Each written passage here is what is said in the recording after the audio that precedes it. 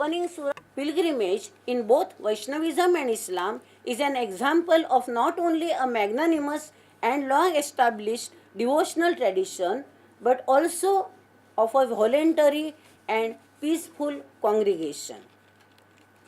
About relation between God and man, according to Hinduism and especially according to the Vaishnava tradition, one of the relations of the devotee with God is that of a servant, Kainkarya. Etymologically, Kainkarya means willingness and readiness to serve God, asking, "What shall I do? Kim karomi?" Ramanuja praised the Lord, saying that he should be accepted as the humblest of the humblest servants. Vallabha speaks of three types of service to Lord, namely service to be rendered by body, by the will and by the mind. Service to the devotees of the Lord is also prescribed in the Vaishnava tradition. Om Bismillahir Rahmanir Rahim. When I say Om, it means God. And when I say Allah, it also means God. That's the beauty of it. God is one, but has many names.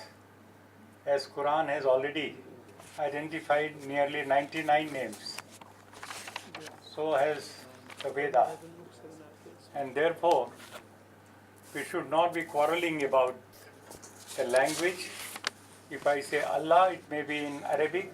If I say Om, it may be in Sanskrit. Why fight in the name of language? This is all the unity which we have. The biggest unity which we find in the Vedas and also in Quran or in Islam is Tawheed. That is one God. And when we say La ilaha illallah, Islam says La ilaha illallah. There is no God but God. That means there is only one God. And that has been emphasized time and again in the Vedas. Ekam Sat, Vipra Bahuda Vadanti. The truth is one. God is one. The wise people may call it by different names. That is the fundamental unity. And therefore I would like to celebrate this Tawheed, both in Islam and in the Vedic tradition. And here I would like to pause for a second and say that there is no room for any form of God. God has no form. God is formless. Because God, by its very definition, is all pervasive. Entire universe is being pervaded by God. Isha Vasya idam sarvam yatkincha jagatyam jagat. That means the entire universe is being pervaded by God. I don't know what the scientists mean by God particle, which they have recently found out in CERN in Switzerland. But if that means that God is there in every particle, most welcome. But God is not particle. Particle is different and God is different. God being the finest and the subtlest force is there in every particle. And therefore, in every particle of the universe and therefore in every cell of this body. Each human body is carrying nearly 100 trillion cells. And God is present. My entire body. And if I want to worship my God, if I want to commune with my God, I should be at a place where God is and I am. So I am my soul, my Atma. And God is there in my Atma, that is Paramatma. Atma and Paramatma at the same place, and that is this living body. And how many of you know, is there an Indian poet whose birthday is celebrated as a public holiday? Is there anyone among our friends, is there an Indian poet whose birthday is celebrated? No. No. There is no public holiday on the birth But our neighbors have. Pakistan has a national poet, Muhammad Iqbal, 9th November. His birthday is celebrated as public holiday. Gyan and Pragyan. Yes. Gyan is theoretical knowledge. Yes. Vigyan is practical knowledge. Yes. And Pragyan is Prema Mishra Gyan. Yes. So Buddhi Yoga Krishna says. And Bhajatam Priti Purvakam also Krishna says. Yes. So he analyzes these all things. And yoga always, guided by Buddhi Yoga. All the Karma Yoga, Gyan Yoga, is all yogas are guided by Buddhi Yoga. So he says, he gives the Buddhi Yoga by which, the person who is approaching him can come to him.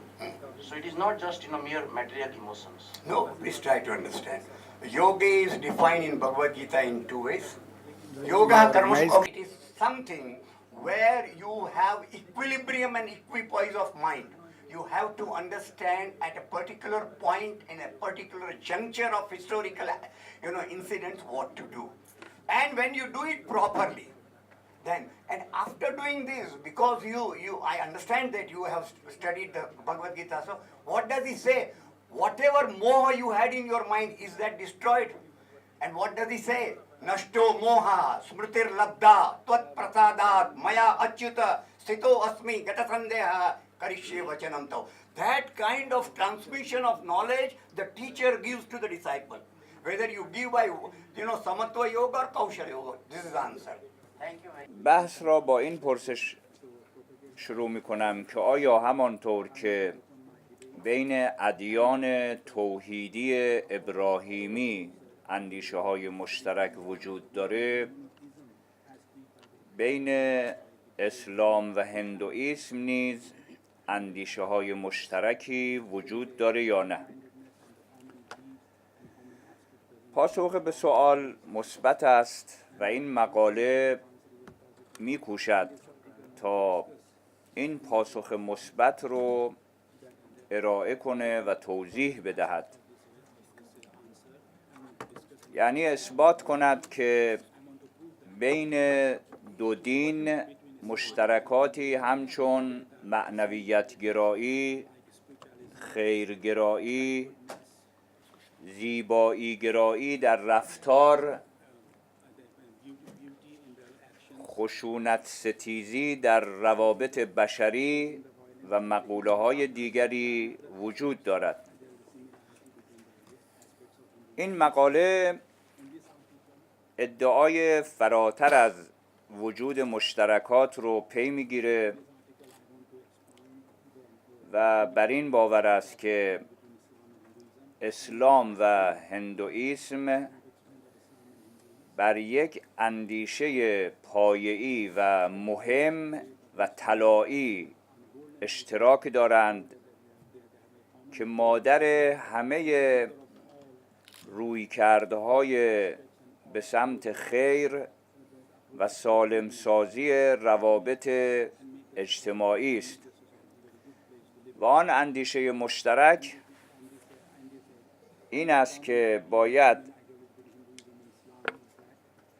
تعاملات بین ادیانی با هدف خیرگرایی برقرار و توسعه پیدا کند و با درود بر پیامبران و انسانهای صالح که نشانه‌های رحمت و هدایت خداوند هستند. موضوعی رو که بنده صحبت میکنم Sacred being in Islamic philosophy، وجود مقدس در فلسفه اسلامی است. گزارش کوتاهی از مقاله‌ای میدم که خدمتتون تقدیم شده.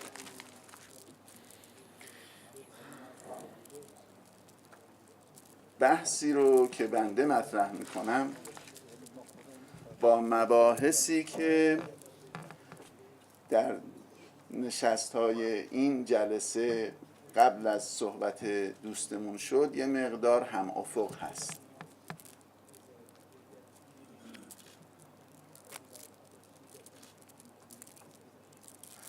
گفتگوهایی رو که بیشتر در جهان اسلام درباره هستی مقدس شده است به آن میپردازم. در جهان اسلام جریان‌های فکری مختلفی هستند. یکی از این جریان‌ها جریان فلسفی است. نشستی هم که برگزار شده است طرف هندی آن یک مجموعه فلسفی است. جناب آقای آتا هستند. آیبات خدمت آیبات هستیم که از این مجموعه فلسفی مهماندار ما هستند.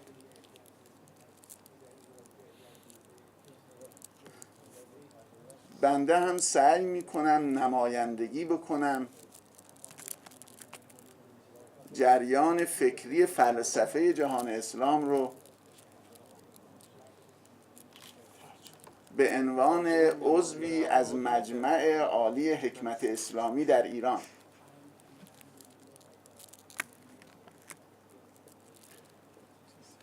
جریان فلسفی جهان اسلام گفتگوهای مستمری با بقیه جریانها داشته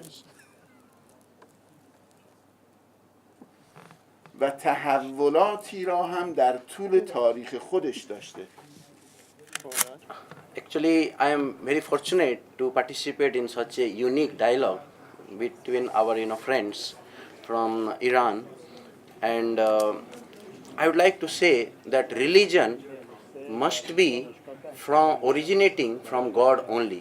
Dharmastu sakshat bhagavat pranitam. So all over the world, different bona fide religions, they all originated from the God only.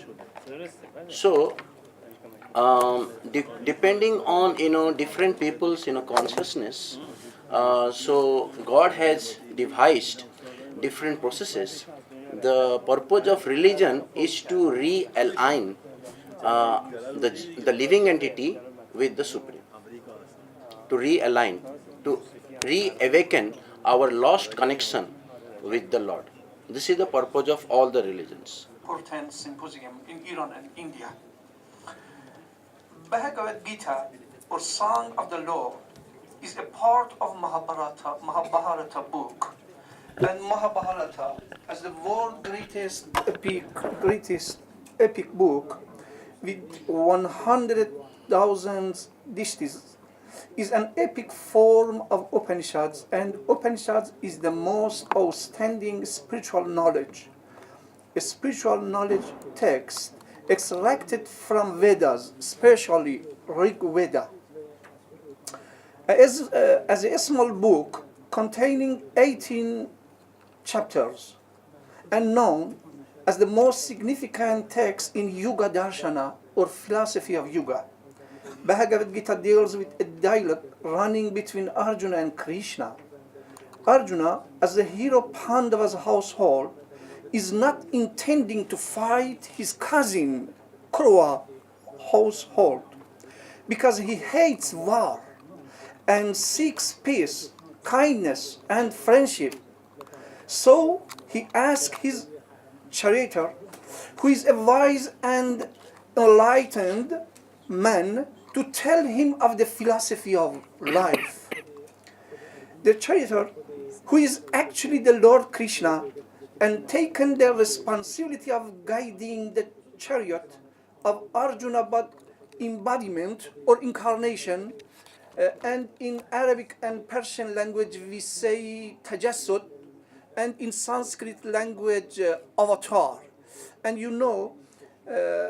Vishnu has 10 avatars, and the last avatar is the last time with the symbols, white horse, and a light, it's a sword of light. And in Iran or in Islam, especially in Shia, we have a great man with this name Mahdi, or Sahib al-Zaman, and he has the same symbol, issue, horse white and the sword of light. So I personally come from the tradition called the Gaudiya Vaishnavism. So actually it is nothing like Hinduism. Hinduism is a conglomerate word which has been applied by the foreigners about the religion of India. But religion of India is actually known by various other names like Sanatan Dharma, Jaiva Dharma, Prema Dharma. This type of terminologies are native to our religion. All of those present here are very distinguished scholars and thinkers. I will like to make some formulate things which have been already said and which all of you know.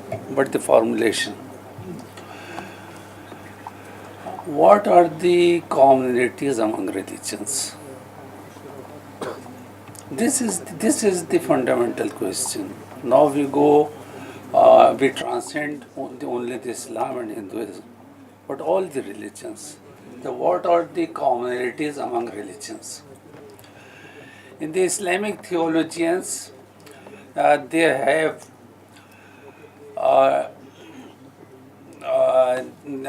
this is very common. They say that religion consists of three things, three elements, three components. The first is aqaid, that is the belief system. The second is akhlaq, that is ethics and morality. And the third is ahkam, all the rules and regulations, which also include the system of worship and the rituals and the rites. As we understand, basically human life, we are talking about human life, and human life, the core of human life we identify to be religion, and the core of religion we identify to be spirituality, and we are stopping here. But I am furthering my quest, and I assume that at the core of religion, at the core of spirituality, what lies at the core of spirituality is basically creativity and imagination. Okay, that's what is missing in the present religions. So this is my basic point that I want to make here. خود تکنولوژی برای ما حتی به لحاظ جسمی هم نتونسته آرامش ایجاد بکنه، آسایش بیاره، برای اینکه امکان رسیدن به هر چیزی رو به ما داده و ما الان خیلی چیزا میخوایم که نداریم اذیت میشیم. حالا من میگم نسبی، به این جهت دارم میگم نسبی، اما همچنان در حسرت آرامش روانی و معنوی خودش هست. شما با یک نگاه سطحی و گذرا به خوبی میتونید مشاهده کنید که علیرغم برخورداری از اسباب تکنولوژیک، انسان مدرن هنوز نتونسته روح پرتلاطم خودش رو آرام بکنه و حقیقت گم شدهش رو در اختیار بگیره.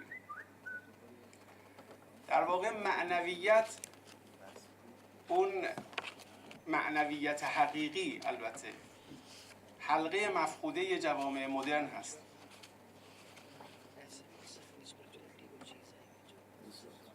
و این مسئله مهم حقیقتی است که همگان بر وجود اون اذعان دارن و هر کسی هم به نوبه خودش دغدغه حل اونو داره و تلاش میکنه تا با ارائه سازوکاری مناسب گامی مؤثر در جهت اون برداره.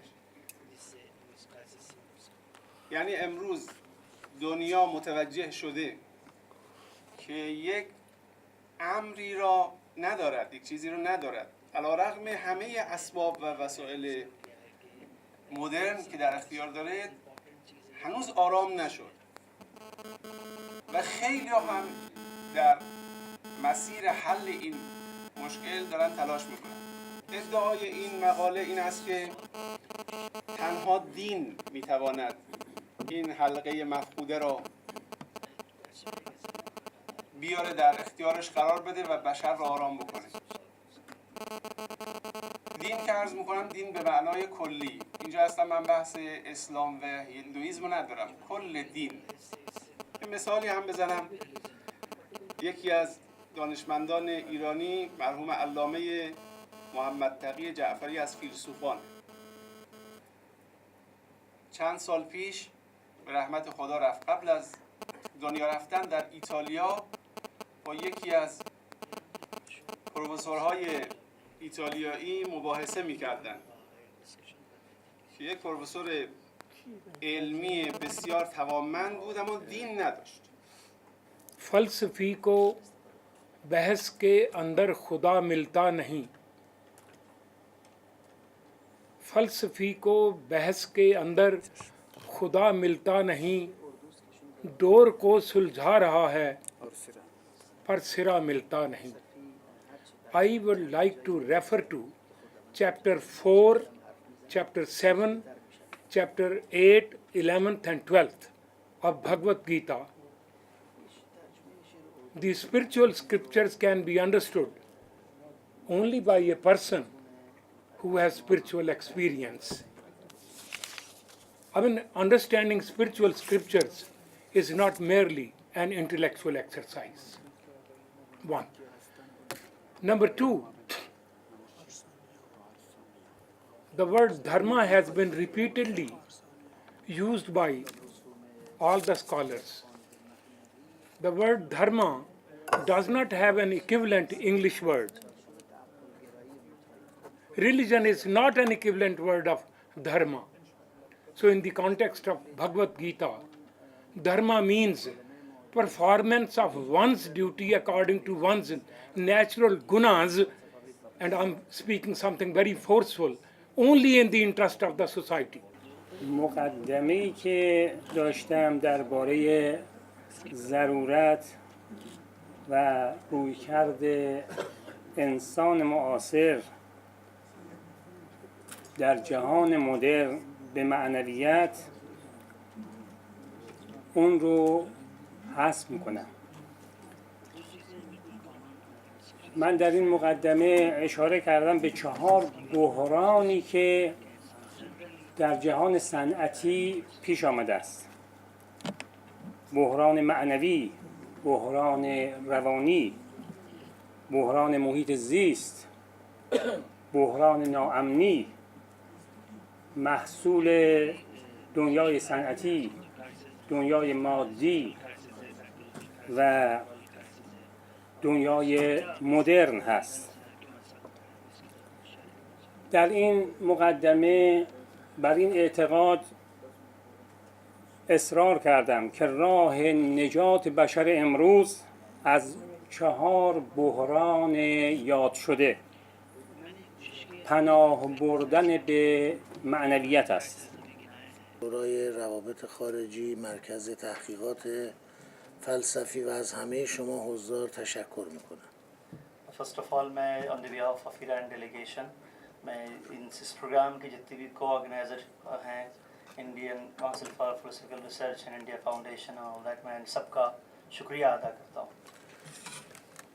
و امیدوارم دور بعدی این گفتگوها رو در تهران بتوانیم میزبان خوبی برای شما باشیم. और उम्मीद करता हूँ कि इस तरीके के dialogue का जो सेकंड राउंड हो, मैं यानी हम लोग वहाँ पर तेहरान में इस तरीके के डायलॉग के अच्छे होस्ट साबित हो सकें. معنویتی که فقط ما را رشد بدهد اما به جامعه سودی نداشته باشد، اون معنویت نیست. ऐसी स्पिरिचुअलिटी के जिससे सिर्फ किसी हद तक हम ही बेनिफिटेड हो और समाज को कोई फायदा न हो, वो स्पिरिचुअलिटी नहीं हो सकती. در اسلام این مهم بهش توجه شده که ما باید معنویتی رو پیگیری بکنیم و به دنبالش بریم که هم خودمون از درون ساخته بشیم و هم بتوانیم جامعه رو اصلاح بکنیم. اسلام में ऐसी स्पिरिचुअलिटी को प्रमोट किए जाने के बारे में कहा गया है जिससे हम खुद को भी संवार सकें और समाज को भी उसके फायदे पहुंचा सकें. خیلی متشکرم. बहुत बहुत शुक्रिया. بسیار ما شاکریم از آقای ابوذر ابراهیمی.